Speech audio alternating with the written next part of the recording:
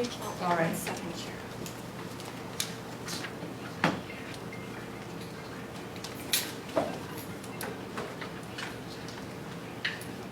Yeah. Neighbor. You know, we really wouldn't, yeah. And that's what you call it? Yeah, yeah. Okay. Go to order. Good morning, everyone. Today is Friday, October 4th, 2024, and it's 9:41 a.m. And today we have a special board meeting here at the third floor, room 17 at the CUC conference room. Roll call, please. Chairwoman Janice Tenorio, Present. Vice Chair Donald Brown, Excuse. Secretary Alan Perez, Virtual. Treasurer Rufo Here. Magnus, Here. Member Present. Simon Sanchez, Present by on Guam though. Director Rebecca White, Present. Director Valerie Atale, and Director Frank Boloman. Here. Thank you, Chair. We have a quorum of 6 to begin with. 6. And Director Simon's online on Guam. Yes, But he he won't be, will be. yes, both, just for the record. Reading of the notice calling for the special meeting. The next item is the adoption or amendment of the agenda.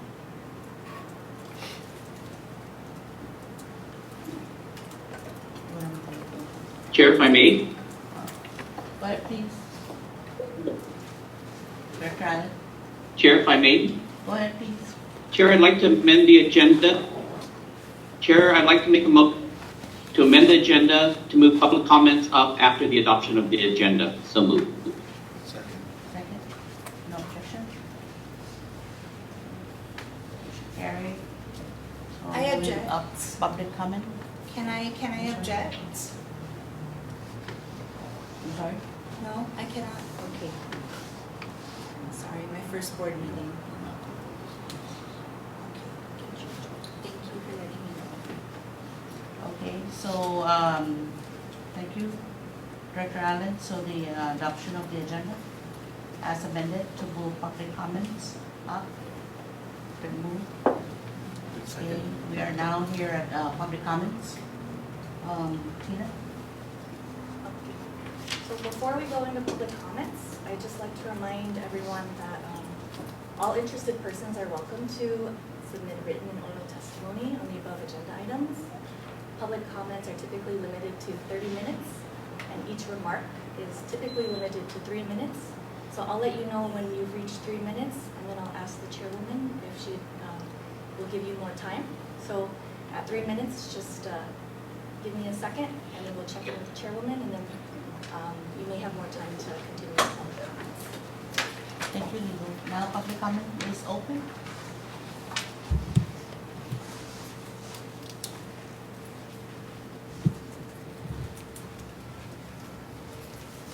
Good morning. Good morning. My name is Charity Hodson. I'm an attorney with the law office of Robert Tenorio Torres. My comments here are on behalf of International Bridge Construction Marianas, otherwise known as IBCM. The board is aware that IBCM currently has 2 protests related to the request for proposals related to power generation for Saipan and Rota. And we understand that the board intends to issue a request to the governor to issue a declaration of emergency for power generation for Rota and Saipan. And the question is, why is this request coming now? Because the requests for proposals were not made via emergency procurement. And so why do we have this after the fact request for an emergency? IBCM submits that the reason for this emergency request after the fact is that it's intended to subvert the due process of IBCM with its pending protests. And it's also intended to subvert the authority of the Public Utilities Commission. CUC has already requested CUC to approve its petitions for this contracts to M&E for this emergency power generation now after the fact. And PUC decided not to approve those contracts based on the potential of an adverse impact to CUC ratepayers.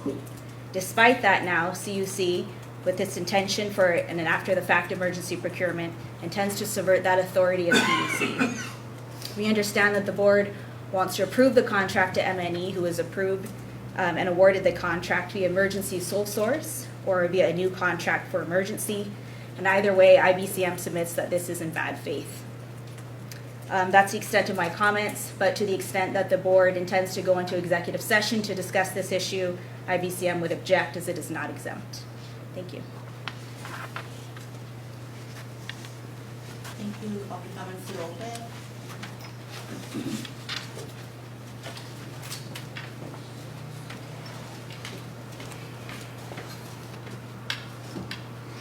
Good morning, my name is Candice Munya. I am a grants writer here at the Commonwealth Utilities Corporation.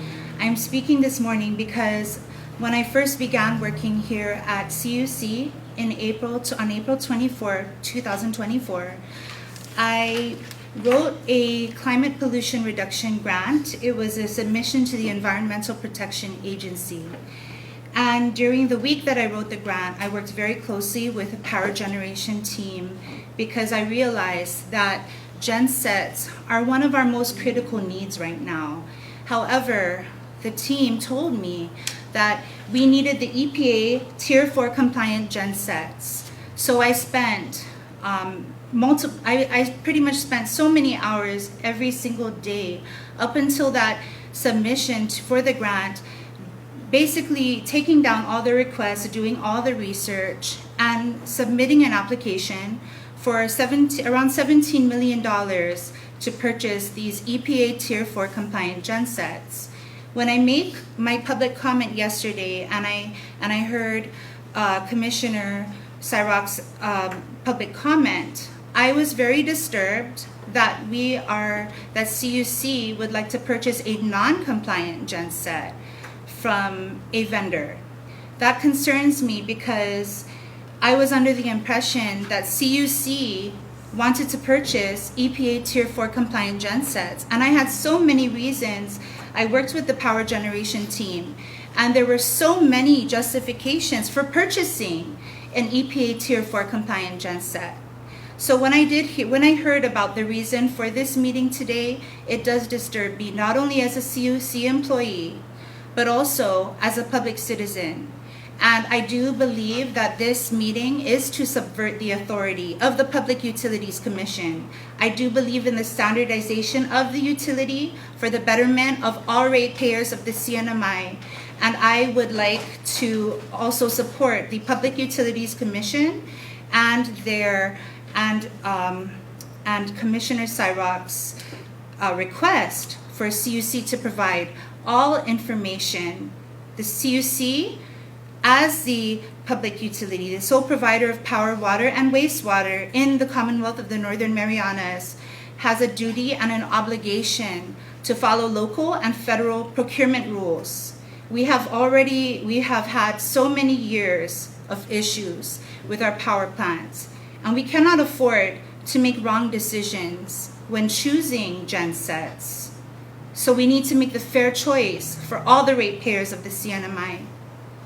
So I humbly ask that all of you today, all of the members of the Board of Directors, please consider my plea that we make the best decision for the CNMI, we make the most fair decision, and we choose the vendor that is going to provide us with those gensets that are best for our people and our utility.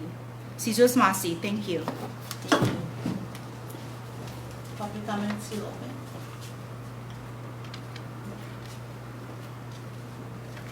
No one? Okay. Public comment is now closed. The next item on the agenda is the state of emergency declaration for power generation in Saipan and Rota. I will yield to Mr. Kevin. Thank you, Chair and Board of Directors, for coming to this special meeting today. And I'd like to take a minute to read the request for approval in its entirety. This is to respectfully request the Board of Directors to approve an urgent request to the Honorable Arnold Palacios for a state of emergency declaration regarding power generation in Saipan and Rota. There is an urgent and escalating risk that the Commonwealth Utilities Corporation may soon be unable to provide continuous and reliable electrical services to the islands of Saipan and Rota due to circumstances beyond our control. The emergency was caused by catastrophic failures that occurred in September and October of 2023 in Rota and Saipan respectively. On October 19th, 2023, for the island of Saipan, diesel engine number 1 experienced an emergency shutdown due to an engine frame crack causing lube oil leakage. This emergency shutdown caused the power generation capacity to decrease by 10 megawatts. The engine failure left Saipan's power generation capacity in a critically low state, with little to no reserve power generation capacity available should another large-sized diesel engine fail or conduct scheduled maintenance. Rota Power Plant's diesel engine, Cummins number 4, experienced catastrophic failure on September 13th, 2023, due to a connecting rod piercing the engine block on both sides of the engine, leading to a crankcase explosion. Rota's power plant's Caterpillar diesel engine was energized but experienced an emergency shutdown due to an unusual knocking sound from the engine and release of heavy white smoke. The engine failures caused the power generation reserve capacity to decrease by 2 megawatts. The engine failures left Rota power generation capacity in a critically low state, with little to no reserve power generation capacity available for emergency shutdown or even for scheduled maintenance. To address the pressing issues at both power plants, CUC issued 2 requests for proposals in February 2024 to procure new generators for the power plants in Saipan and Rota under RFP numbers CUC-RFP-24-013 and CUC-RFP-24-014 respectively. A submission deadline of March 19, 2024 was established for these proposals. On June 7, 2024, CUC issued a notice of intent to award, as well as a notification of non-award letters for both RFPs. However, on June 17, 2024, CUC received protest letters for both RFPs from one of the proposers, initiating a formal protest process under 50-50-401 of CUC's procurement regulations. These protests has effectively stalled the procurement process, preventing CUC from advancing the critical upgrades required to ensure reliable power generation on Saipan and Rota. On September 30th, 2024, the Commonwealth Public Utilities Commission voted to table the decision on procurement filings numbers 09-2024 in Saipan and 10-2024 Rota. The Commission indicated that they would continue to table the decision until the protests and appeals were resolved, even though the appeals could go up to the MNI Superior Court and even the NMI Supreme Court and take years to resolve. Saipan and Rota cannot afford to go without new generators for another 3 to 5 years. Chairman Sirot suggested that CUC should just overhaul the existing engines while the protests are pending. I have indicated above the catastrophic failures of these engines. Such failures cannot be repaired simply by overhauling them. Due to the age of the engines, they are obsolete and parts are no longer available. Prior experience has shown that even if the parts can be customized, it would take years. CUC cannot reasonably allow such a long looming risk of power loss to the people of Saipan and Rota. Without CUC electricity, most CNMI economic activity would come to a halt. Much refrigeration and air conditioning would end, and the airports and seaports would be forced to rely on emergency generation and on the limited expensive oil supply for it. The CNMI's health and safety would immediately be at risk because traffic signals and street lighting would cease to function. Emergency, fire, public safety facilities, and their communication systems, and the hospital and island clinics would have to rely on limited fuel supplies for emergency generation and then cease functioning. And much refrigeration of food and medicines would end, as would air conditioning for the elderly and sick. The public schools, the Northern Marianas College, and other educational institutions would close as their backup fuel supplies for emergency generators were exhausted. Water and sewage treatment would soon end. One of CUC's largest electric customers is the combined CUC water and wastewater divisions. CUC is the sole supplier of electricity for these systems. CUC's water system relies on electricity to maintain the system pressure needed to prevent backflow of pathogens, for chlorination, to pump, to store, and to distribute water supplies, and for firefighting. CUC's wastewater system requires electricity to collect, pump, process, treat, and discharge sewage. The lack of electricity would result in sewage overflow, contaminating land and water. Due to the age and unreliability of the engines at the Saipan power plants and Rota power plants, the frequency of blackouts has increased, with blackouts lengthening in time and covering increasingly large parts of Saipan and Rota. On August 30th, 2024, Saipan experienced an island-wide blackout due to an automatic shutdown of diesel engine number 6, caused by an oil mist safety device that triggered to prevent catastrophic breakdown. Saipan experienced an island-wide blackout on September 15th, 2024, because diesel engine number 7 shut down due to a shattered valve cone. For the island of Rota, there have been 10 instances of island-wide blackouts since September 11th, 2023, ranging from 10 minutes to 8 hours due to engine failure, scheduled preventive maintenance, and emergency repairs on the operational units.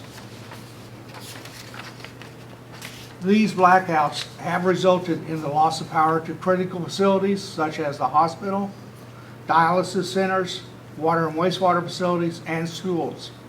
The situation is likely to become more critical unless immediately addressed due to the age and condition of the generating units that may fail at any time. I believe the governor has the authority under Article 3, Section 10 of the Commonwealth Constitution, PL 18-4, 104 of the Homeland Security and Emergency Management Act of 2013 and or 3 CMC Emergency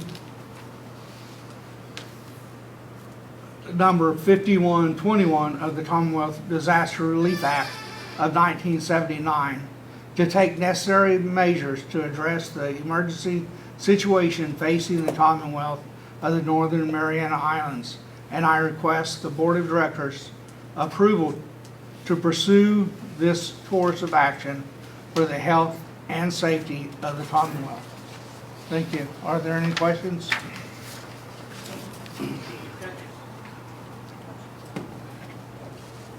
Online, directors? Kevin, have you considered contracting a temporary power source? We, right now presently have a contract going for some of the power in Saipan. So we are considering all measures and options So that's an option that have you, that we will consider. okay. So if that's an option, then we don't need to go into an emergency declaration, do we? It's my belief that we should, and I'm not sure how long it would take to the process to contract out all the power that's needed. I'm asking that question because we, as you well know, we have an appeals, ongoing appeals. Yes. And so, not to undermine that process, perhaps we could look at contracting a temporary power source as a way to move forward. So, that, perhaps that's something that you might want to consider. Yeah, we can consider it. I had a question, Madam Chair. Go ahead, Director. So, Kevin, the declaration of an emergency, what power or additional power or resources does it give you if the governor declares the emergency in terms of procurement? Because you've got this ongoing protest, which is also for generation, but you also need generation yesterday. So the declaration of an emergency by the governor, should he accept our request, what allows you to do what? It's my understanding, Simon, that it would allow us to bypass the procurement regulations and do what's necessary to proceed with the contract that we've been trying to get passed through the board and CPUC. And it's my understanding that the governor's declaration would allow that to proceed.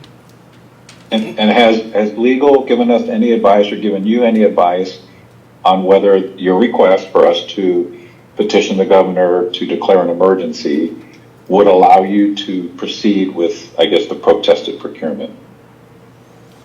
Yes, that's my understanding. And I have consulted Okay, with legal.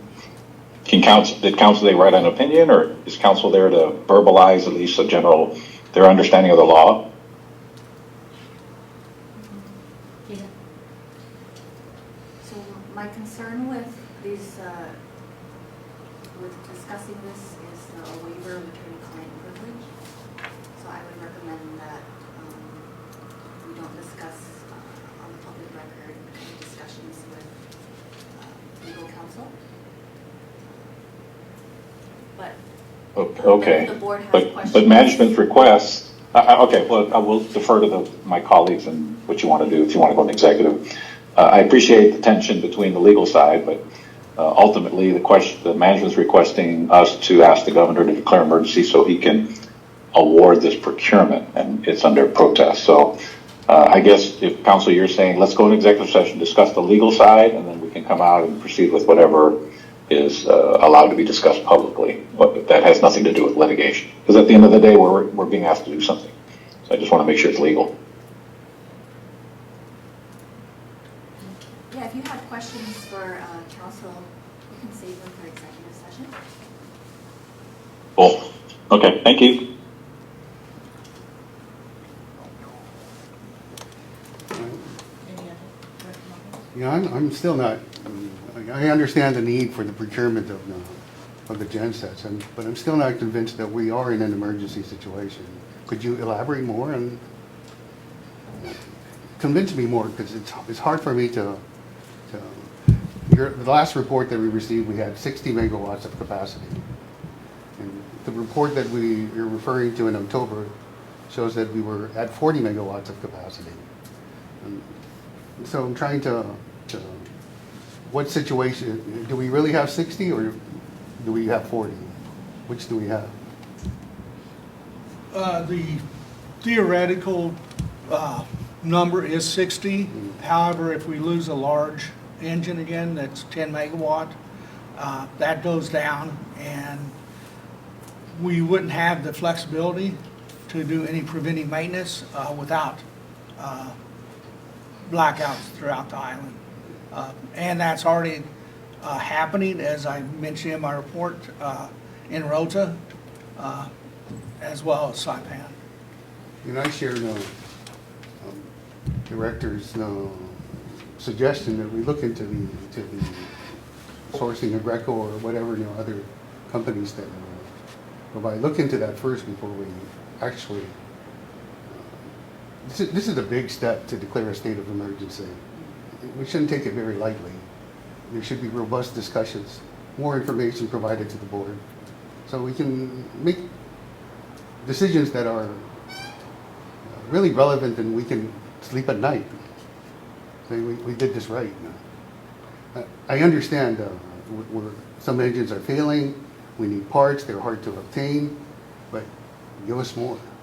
The state of emergency is a big step for me. So I think I need more information. Sure, yeah. And if I'm not, Go ahead. so I believe it was back in 2008 or 2009 when we had load shedding. And yes, there was a real serious need for power generation. And first thing CUC did was hire a Greco. So if this is in fact we're in the same predicament, then perhaps you might want to consider that route, that option. Thank you, Director. Director White or Allen? Harris? I'm gonna wait till we get into the executive. Okay, if no more discussion, then we would like to go into executive. May I have a motion? I'd like to make a motion to move into executive session to consult with our legal counsel. Second. Been moved and second to go into executive session. How No much time objection? do you think you'll need before the public can return? Probably 30 minutes? 30 minutes? So we'll be back in 30 minutes. And I guess it would be, which legal, because it's not, we're not talking about the appeals. Talking only of the declaration, so yeah. Legal with, questions regarding what are the governor's powers to declare a state of emergency. I want to be very clear on the record that nothing pertaining to the substance of the appeals was discussed whatsoever with legal counsel. Thank you, Lily. Okay. Directors? Is Director Allen back? Director Allen, are you there? Did you hear us? He seems to be online, but. Okay, we're back into discussion. And we're still at the topic of the state of emergency declaration of power generation in Saipan and Rota. Director, So, Chair report. Chair, having discussed with the director that there's that option to procure a temporary power source, I don't see, I'm not convinced that we are in a state of emergency. And just looking at the report that you provided, comes down to about three or four sentences. And I'm sorry, I'm not, and much like Director Rubin had indicated, I'm not convinced that that's the case, that we are in a state of emergency. And as such, I would like to make a motion that the executive director pursue procurement of temporary power source, if that is in fact the case that we are in a state of emergency. Sorry, that's topic is not on the agenda. To authorize the ED to purchase temporary power in lieu of the declaration. He's making a motion. Oh, I'm sorry, I missed that. What is the motion? To move to have the executive director pursue the option of procuring temporary power source. Oh, so that's the, yeah, you're right, Chairwoman, that's not an agenda item. I think it would be best to stick to the topic of the agenda. So how do we for dispose? today's meeting. We just reject the declaration. Okay, so I move to reject the declaration. There's a motion to reject the declaration of state of emergency for power generation in Saipan and Rota. Sorry, just to correct a motion to deny the executive director's request Okay. to go to the Thank you. governor for a state of All right. emergency declaration. Got that ready? Yeah. I'll second. It's been motion second. Any further discussion on this? If none, we'll have a voice vote. Chairwoman Janice Tenorio, Yes. Secretary Alan Perez, We'll go back. you can type it in the chat if your microphone's not working. Treasurer Rufo Mofnas, Yes. Member Simon Sanchez, Can't vote. Yeah, I don't think I'm my so sorry. I'm vote, so sorry. clarified. Member Rebecca White, Yes.